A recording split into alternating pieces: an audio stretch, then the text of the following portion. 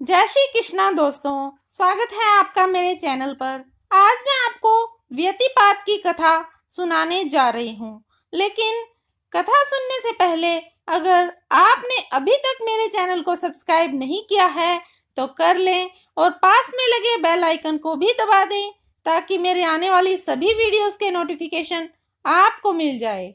तो चलिए व्यतिपात की कथा शुरू करते हैं। एक समय की बात है, चंद्रमा ने बृहस्पति जी की पत्नी तारा का हरण कर लिया। तो सूर्य ने कहा, ऐसा कार्य तुम्हें नहीं करना चाहिए। चंद्रमा ने सूर्य के सामने क्रोध से देखा, तो सूर्य ने भी चंद्रमा के सामने क्रोध दृष्टि से देखा। दोनों की दृष्टि आमने सामने हुई। इस टकराव से एक भयानक पुरुष उत्पन्न हुआ। उसकी 8 आंखें, 18 हाथ, उसका मुंह खुला हुआ था जैसे कि संसार को निगल ले। वह भयानक स्वर से बोला, मैं समस्त जगत को निगल जाऊंगा, इसलिए मैं उत्पन्न हुआ हूँ। सूर्य चंद्र ने कहा, तुम हमारा कहना मानो, तुम हमारे दोनों की कोप दृष्टि से उत्पन्न हुए हो, अतः तुम्हारा नाम व्यतिपात होगा। तुम लोगों के राजा होगे, लेकिन तुम्हारा योग 27 दिन होने से होता है। तुम्हारे दिन में स्नान, दान, हवन, व्रत जो करेगा वह अक्षय फलदायी होगा। जो तेरा पूजन करेगा वह धनवान, पुरुषवान, आयुष्मान रहेगा।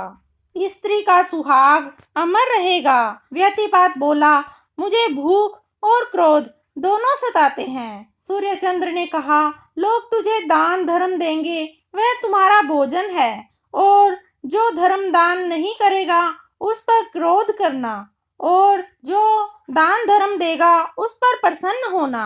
व्यतिपात यह सुनकर सूर्य चंद्र को नमस्कार करके चला गया।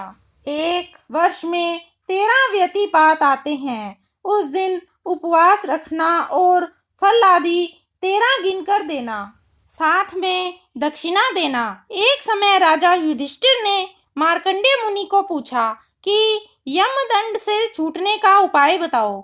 मुनि बोले कि व्यतिपात का व्रत करने से सब पाप छूट जाते हैं। यह व्रत किसने किया था? मार्कंडेय मुनि बोले, पूर्व काल में एक राजा ने व्रत किया था। राजा ने उस व्रत का फल भूंड को दिया।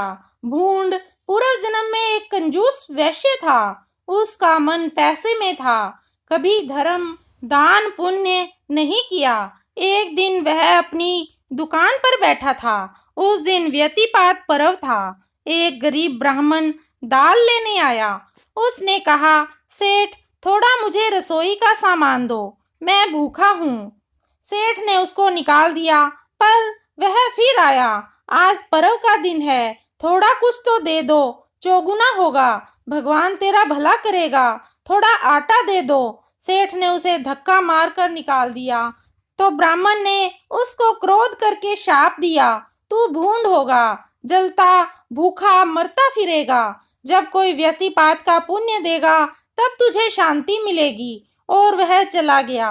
वैश्य की बुद्धि ठिकाने आई। वह दौड़कर ब्राह्मण के पास गया और माफी मांगी। पूछा, मेरा उद्धार कब होगा? ब्राह्मण ने कहा, जब कोई पुण्य आत्मा व्यतिपात का पुण्य देगा तब तुम शाप से मुक्त होगे। थोड़े दिन बाद वैश्य मर गया। उसे भूंड की देह मिली। वह भयंकर जंगल में विचरने लगा। एक बार आग लगने से भूंड का मुंह, पेट आदि थोड़ा थोड़ा जल गया। उससे वह दुखी रहने लगा। राजा हर्ष जंगल में आया और उसने भूंड को पीड़ित देखा।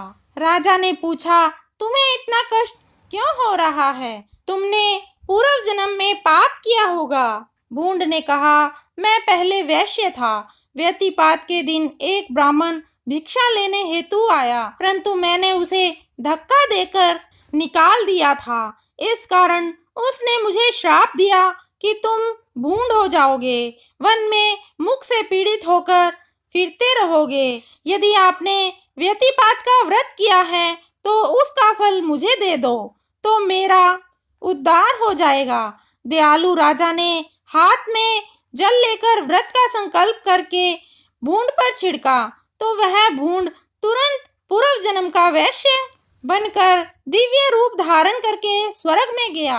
जो व्यतिपात की कथा सुनेगा, स्नान दान धर्म उपवास करेगा, उसके ऊपर यमराज प्रसन्न होकर स्वर्ग का लाभ देगा। तो इसी के साथ ही व्यतिपात की कथा समाप्त होती है। दोस्तों, ये वीडियो आपको कैसी लगी कमेंट करके अवश्य बताइएगा। अगर आपको ये वीडियो अच्छी लगी तो इसे लाइक कीजिएगा, शेयर कीजिएगा और मेरे चैनल को सब्सक्राइब करना मत भूलिएगा। और पास में लगे बेल आइकन को भी दबा देना ताकि मेरे आने वाली सभी वीडियोस की नोटिफिकेशन आपको मिल जाए। धन्यवाद दोस्तों, मिलते हैं अगली वीडियो में।